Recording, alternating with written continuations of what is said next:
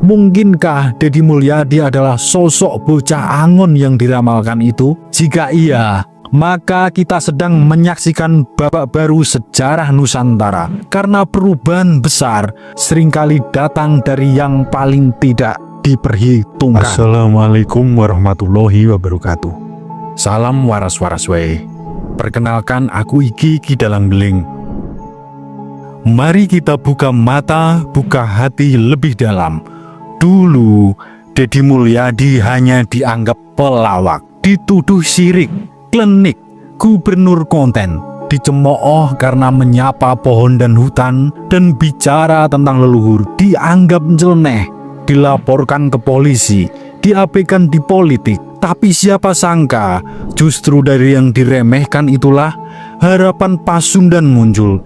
Deddy tidak hanya membalas hinaan, ia membalas dengan kerja, membalas dengan karya, membalas dengan cinta pada tanah Sunda dan Nusantara. Dan ketika banyak yang mencibir, Prabu Siliwangi tidak tinggal diam. Dari alam gaib Pajajaran, ia kirim isyarat. Ia kirim bocah angon, sosok yang katanya akan bangkit dari tanah Sunda, yang kelak memimpin bukan hanya Jawa Barat, tapi seluruh Nusantara. Sebelum kita bedah satu persatu, silahkan tulis doa dan harapan kita semua untuk negeri ini di kolom komentar. Dan bagi sedulurku yang muslim, jangan lupa tulis sholawat. Semoga doa-doa kita semua terkabul. Apakah Deddy Mulyadi itu bocah angon yang diramalkan? Atau hanya utusan awal dari gerakan spiritual besar yang akan mengguncang Indonesia? Dalam Uga Wangsit Siliwangi sebelum Ngahyang, Sri Baduga Maharaja Prabu Siliwangi berpesan kepada para pengikutnya, jangan bersedih karena kelak akan datang Buddha Angon, bocah penggembala untuk mengembalikan masa kejayaan kerajaan Pajajaran.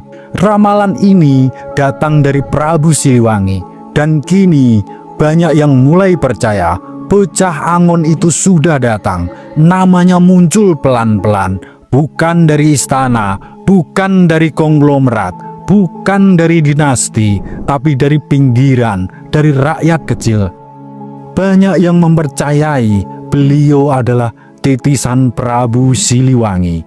Menurut naskah-naskah kuno Sunda, Prabu Siliwangi pernah meninggalkan satu sabda. Ketika rakyat sudah tidak percaya pada pimpinannya, ketika negeri dikuasai nafsu kekuasaan, akan datang seorang bocah angon. Ia tidak memakai jubah kemewahan, tapi punya aura kepemimpinan yang lahir dari penderitaan. Bocah angon dalam sudut pandang spiritual adalah simbol pemimpin yang merayat, yang sabar, yang tidak haus pujian, dan punya kemampuan menyatukan rakyat yang tercerai-berai, yang menjadi gembala rakyat kecil wong cilik yang selalu terabaikan. Tapi siapa yang cocok dengan gambaran ini di tahun 2025?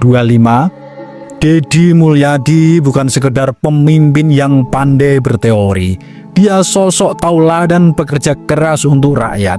Ia adalah simbol belusukannya bukan sekedar pencitraan. Ketika dia bicara dengan rakyat tidak ada jarak. Ia datang ke warung, ke sawah, ke rumah-rumah kecil untuk mendengar, bukan kampanye, tapi karena dia memang di sana sejak dulu. Dia memakai pakaian adat Sunda dengan bangga. Dia bicara soal budaya. Ia bicara tentang leluhur, bukan hanya politik. Ia tidak menebar janji, tapi menanam pohon. Ini bukan gaya elit, ini gaya bocah angon. Gus Dur pernah berkata, yang tidak diperhitungkan dan dipandang sebelah mata, itu justru yang akan menyelamatkan Indonesia. Kalimat ini lama jadi teka-teki, tapi banyak orang yang mulai mengaitkannya ke sosok-sosok sederhana yang tak punya kekuatan modal, tapi punya kekuatan moral. Deddy Mulyadi tidak didukung oleh dinasti besar, tapi seperti air, dia mengalir. Ketika orang sibuk ribut politik nasional, dia justru diam-diam memperluas pengaruh lewat kerja nyata. Setelah Jokowi, banyak rakyat merasa ada kekosongan. Elit politik sibuk cari kursi, rakyat sibuk cari makan. Tidak ada figur pemersatu lagi. Dulu ada Jokowi dengan belusukannya, tapi siapa sekarang? Poros politik besar hanya menyuguhkan wajah lama, tapi rakyat mulai mencari sosok baru, sosok yang tidak hanya paham ekonomi, tapi paham hati rakyat, paham leluhur, paham budaya, paham warisan nenek moyang. Dedi mulai dikenal nasional bukan karena pasang baliho besar, tapi karena video-video pendeknya. Ia bicara dengan orang tua, mendengar keluh kesah rakyat, wong cile. Ia seperti keluar dari kitab kuno. Ia tak bicara keras, tapi didengar, dan pelan-pelan magnetnya menarik perhatian seluruh Indonesia. Dalam budaya Sunda, harimau adalah lambang kekuatan Prabu Siliwangi. Dan anehnya, banyak cerita dari warga soal harimau putih, Maung Siliwangi, Maung Bodas saat Deddy Mulyadi hadir. Apakah ini suatu kebetulan atau sebuah pertanda besar? Ramalan Prabu Siliwangi bukan sekedar mitos. Bagi sebagian orang Sunda, itu adalah arah. Ia berkata bahwa suatu saat rakyat akan kembali ke akar, ke budaya, ke kesederhanaan, ke kearifan lokal. Dan ketika kita lihat Deddy Mulyadi, kita lihat jejak itu. Dia bukan politikus biasa, dia pewaris dari nilai-nilai yang sudah lama ditinggalkan politik nasional. Saat Prabowo mulai berporos ke geopolitik internasional dan elit politik sibuk dengan koalisi teknis, Deddy hadir sebagai poros budaya, bukan tandingan militer, bukan tandingan elit. Dia menyatu dengan kekuatan Prabowo yang membangun negeri ini menuju zaman kejayaan Kalasuba. Seperti yang diramalkan Prabu Jayabaya, ia bisa jadi kartu kejutan 2029 karena rakyat sudah lelah dengan elit. Rakyat ingin yang sederhana tapi dalam, bukan yang pintar debat, pintar teori, tapi yang paham penderitaan. Gaya Deddy bukan gimmick. Ketika dia berbicara soal Sunda, dia tidak kampanye. Dia sedang memperjuangkan jati diri bangsanya.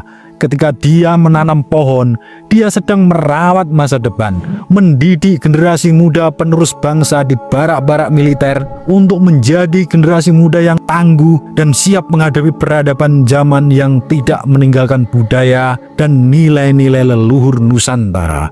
Ini bukan pencitraan, ini adalah panggilan jiwa. Deddy Mulyadi membawa konsep politik alam. Ia percaya bahwa pemimpin harus menyatu dengan bumi, membumi, bukan merusaknya. Ia mendekati rakyat seperti ia mendekati pohon dengan kelembutan. Ia tidak menyebut dirinya sebagai calon, tapi gerakannya diam-diam sudah menyebar dari Tasik sampai Tegal, dari Purwakarta sampai Pacitan. Sebuah gelombang sunyi sedang bergerak. Anehnya, gelombang Deddy Mulyadi bukan hanya terasa di Sunda, di Jawa dan Madura. Pesan-pesan spiritualnya mulai disimak. Banyak santri dan kiai yang mengatakan, orang ini punya magnet, hatinya bersih. Seperti apa yang pernah diucapkan Gus Dur, pemimpin sejati itu bisa dirasakan hatinya. Hati yang bersih, yang tulus untuk negeri ini. Zaman ini, politik kehilangan ruh, semua serba hitung-hitungan. Tapi Deddy Mulyadi membawa kembali politik yang punya ruh, yang menyapa leluhur, menyambung budaya, menyatukan rakyat dengan alam. Dia menyadarkan kita, kalau mau bangun Indonesia, jangan lupakan karuhun, jangan tinggalkan budaya, jangan lupakan leluhur, jangan buang kearifan lokal. Bangsa ini sudah capek dengan politik angka. Yang dibutuhkan adalah politik rasa. Dan itulah yang dibawa Deddy Mulyadi. Ia menyentuh hati rakyat, bukan lewat janji tapi lewat bukti kerja nyata. Ia tidak teriak di TV, tapi dia hadir di hati. Dan diam-diam rakyat mulai berbisik, bocah Angon itu mungkin sudah datang. Ramalan Prabu Siliwangi bukan bicara soal satu nama, tapi soal karakter, tentang jiwa pemimpin yang lahir dari penderitaan, yang rendah hati tapi kuat. Berikut ini adalah ciri-ciri dan karakteristik pemimpin menurut Prabu Siliwangi dalam Uga Wangsit Siliwangi. Yang pertama, mengayomi, yaitu sikap pemimpin yang menjadi dambaan, bersikap asih, tidak semena-mena, tidak mendolimi. Karena itu pula Prabu Siliwangi dicintai rakyat Pasundan dan menjadi cerita rakyat dan yang diceritakan turun-temurun. Yang kedua, peduli dengan rakyat kecil. Hal ini seperti yang disebutkan dalam Wangsit Siliwangi, juga wasiat Prabu Wastu Kancana. Isinya tentang sikap peduli kepada rakyat kecil, tidak boleh semena-mena atau menindas rakyat. Yang ketiga, membangun kesejahteraan rakyat. Yang keempat, berani menghadapi tantangan. Saat terjadi konflik internal di tubuh keluarga kerajaan atau konflik dengan pihak-pihak lain, Prabu Siliwangi menghadapinya. Sampai di sana muncul ilmu tentang strategi perang orang Sunda.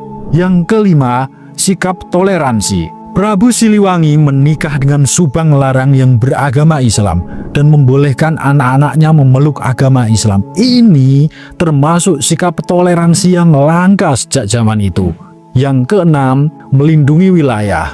Dalam menghadapi konflik dengan pihak-pihak luar, Prabu Siliwangi berusaha melindungi wilayahnya. Ada yang mengatakan awalnya kerajaan Pajajaran berada di Galuh Ciamis, lalu nantinya berpindah ke Bogor. Mungkin saja ini adalah sebuah strategi untuk mempertahankan wilayahnya. Yang ketujuh, sikap kesatria. Akhir kehidupan Prabu Siliwangi tidak jelas kapan dan bagaimana wafatnya. Ada yang menyebut mokso, ada yang mengatakan ketika kerajaan Pajajaran mengalami masalah sangat pelik dari sisi internal dan eksternal, Prabu Siliwangi tidak menginginkan ada konflik lebih banyak menimpa rakyatnya. Untuk menghindari konflik, dia dan beberapa pengikutnya memilih mengasingkan diri ke hutan. Dan jika kita lihat sekarang, mungkinkah Deddy Mulyadi adalah sosok bocah angon yang diramalkan itu? Jika iya, maka kita sedang menyaksikan babak baru sejarah Nusantara. Karena perubahan besar seringkali datang dari yang paling tidak diperhitungkan. Suradira Jayaningrat lebur dening pangastuti. Wassalamualaikum warahmatullahi wabarakatuh.